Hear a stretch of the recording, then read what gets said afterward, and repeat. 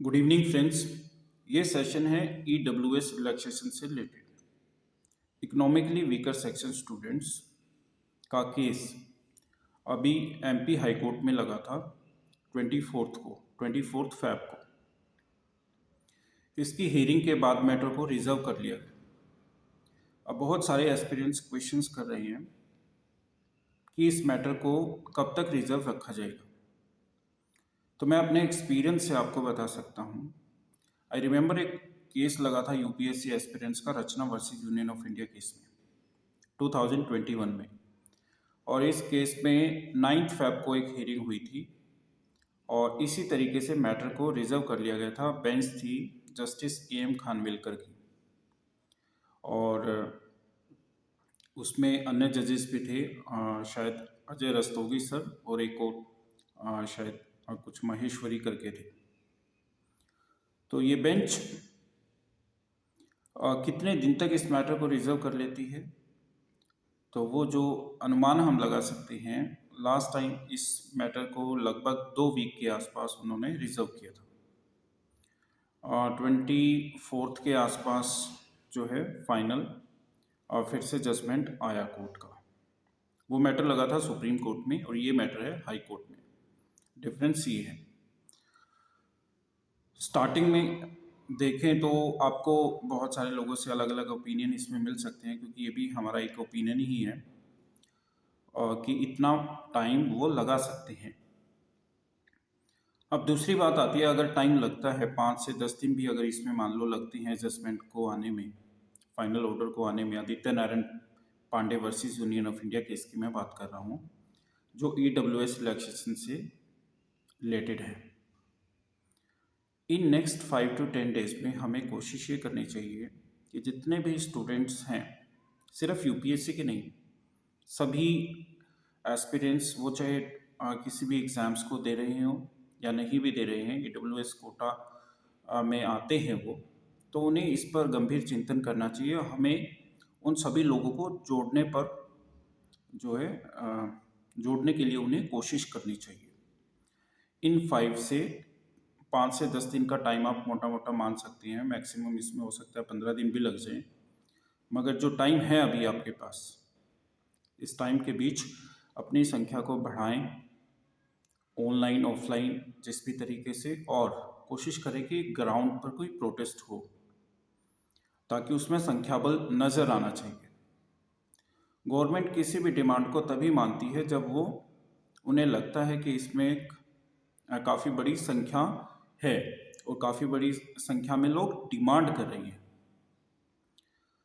अभी तक जो हम देख रहे हैं, काफ़ी ग्रुप्स बने हुए हैं टेलीग्राम पे भी, व्हाट्सएप पे भी, तो इन संख्या को आप बढ़ाने की कोशिश करो। और एक जब संख्या अच्छी खासी संख्या हो जाए, 2-4 हज़ार या 5 हज़ार के आसपास, तो वो ग्राउंड पर जो है उनको लेकर के प्रोटेस्ट करना चाहिए। और इसका कितना इम्पैक्ट पड़ सकता है उस पर मैं बात करता हूँ।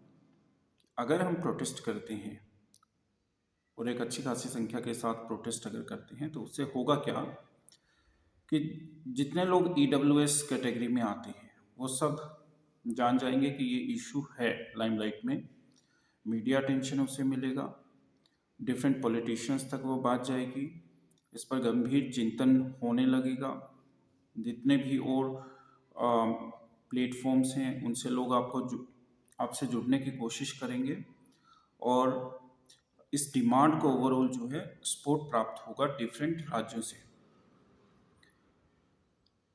तो वो बहुत ज़रूरी है। नेक्स्ट 5 to 10 डेज में हमें ये कोशिश करनी होगी।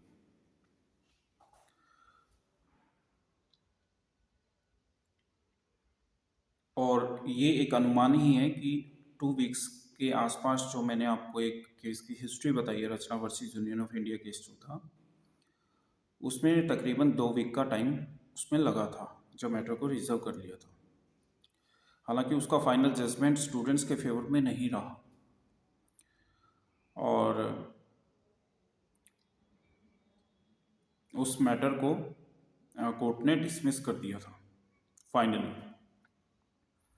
अब इस मैटर के ऊपर कितने चांस हैं, ये भी एक क्वेश्चन है कि कितने परसेंट चांस हैं कि स्टूडेंट्स की फेवर में डिसीजन आ सकता है।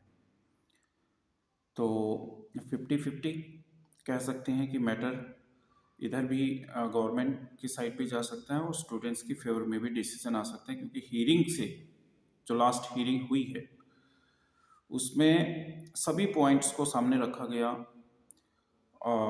सीनियर एडवोकेट श्री कपिल सिब्बल जी के द्वारा।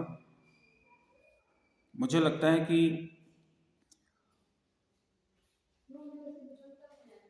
जो जिस तरीके से कोर्ट में ये सुनवाई हुई है, यूपीएससी रिस्पोंडेंट ने जिस तरीके से उसको काउंटर करने की कोशिश की और कोर्ट का जो जिस तरीके से एक न्यूट्रल स्टैंड रहा, कोर्ट ने सिर्फ इस हीयरिंग को सुना है, जजेस ने अपनी प्रतिक्रिया नहीं दी, मगर उन्होंने दोनों तरफ से दोनों पार्टी को सुना, यूपीएससी रिस्पोंडेंट को भी और उधर से स्टूडेंट्स के पिटिशनर के एडवोकेट को भी। तो कोर्ट अब अभी विचाराधीन है, ये हम बोल सकते हैं कि ये मैटर जो है अभी विचाराधीन है। इस मैटर को ये मैटर पेंडिंग है जब तक कि इस पर फाइनल जजमेंट नहीं आ जाता, और बहुत ज़्यादा अनुमान लगाने से इसमें हमें कुछ हासिल होने वाला नहीं है, क्योंकि ये अनुमान ही है, चाहे हम 90% का अनुमान लगा लें या 50% का। बेटर ये होगा कि हम इन नेक्स्ट कुछ दिनों के अंदर इस संख्या को बढ़ाएं और इस मूवमेंट को जो है एक बड़ा रूप देने की कोशिश कीजिए। सभी स्टूडेंट्स को उससे जोड़िए, सभी कॉम्पिटिटिव एग्जामिनेशन के स्टूडेंट्स जो डिफ़िकल्टी फेस कर रहे हैं AWS रिलैक्सेशन को लेकर के, कि कहीं स्टेट में रिलैक्सेशन है मगर सेंट्रल लिस्ट में नहीं है, सेंट्रल एग्जामिनेशंस के लिए जब आप अपीयर होते हैं तो आपको उसका बेनिफिट नहीं मिलता। ये एक बहुत बड़ी चीज़ है, और जो लोग इसको सपोर्ट करते हैं इस डिमांड को, वो मुझे लगता है कि आप के साथ जुड़ेंगे और कोशिश करें कि नियर नेक्स्ट 10 to 15 डेज में एक प्रोटेस्ट हो, शांतिपूर्ण प्रोटेस्ट, शांतिप्रिय तरीके से आप इसमें धरना दे सकते हैं, अपने डिमांड को रख सकते हैं,